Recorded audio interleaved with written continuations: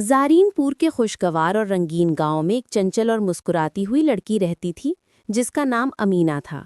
وہ صرف 13 برس کی تھی مگر اس کے قہقہے اور اس کے سر میں بندھا ہوا سرخ ربن پورے گاؤں کی پہچان تھا۔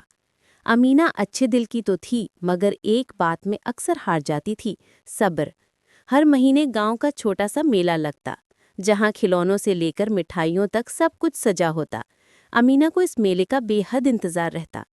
ایک دن اس کی ماں نے اسے 10 سکے دیتے ہوئے کہا، یہ صرف چاول اور صابن کے لیے ہیں بیٹا، یاد رکھنا صبر وہ تحفہ ہے جس سے اللہ بہت خوش ہوتا ہے۔ امینہ نے سنجیدگی سے سر ہلایا مگر دل میں میلے کی رونقیں ناچ رہی تھیں۔ جوں ہی وہ بازار پہنچی اس کی نگاہیں خوبصورت لکڑی کے پرندے پر جا ٹھہری۔ پرندے کے شیشے جیسے چمکتے آنکھیں تھیں، پینٹ کیے ہوئے پر اور دھاگا کھینچنے پر پروں کی پھڑپھڑاہٹ۔ دکاندار نے مسکرا کر کہا، صرف 10 سکے بیٹی۔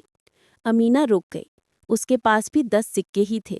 دل میں خیال آیا، اگر یہ کھلونا لے لوں تو چاول اور صابن کے لیے کچھ نہ بچے گا، مگر یہ کتنی خوبصورتی سے بنا ہے۔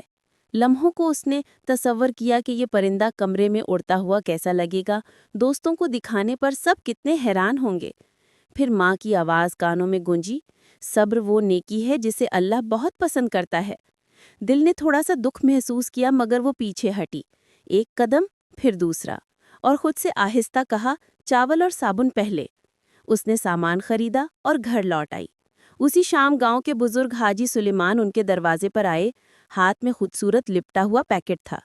انہوں نے مسکراتے ہوئے کہا، آج بازار میں تمہاری سنجیدگی دیکھی گئی، تم نے خواہش پر ضرورت کو ترجیح دی، یہ تمہارے لیے انعام ہے۔ امینہ کی آنکھیں حیرت سے کھل گئیں۔ جیسے ہی اس نے پیکٹ کھولا، اندر وہی لکڑی کا پرندہ تھا مگر اس بار اس کے پر مزید چمکدار اور خوبصورتی سے سنوارے گئے تھے۔ اس کی ماں نے نرمی سے اس کے کندھے پر ہاتھ رکھا اور کہا، دیکھا بیٹا، جب ہم جلد بازی چھوڑ کر صبر کرتے ہیں تو اللہ ہمیں وہی چیز بہتر صورت میں عطا کرتا ہے۔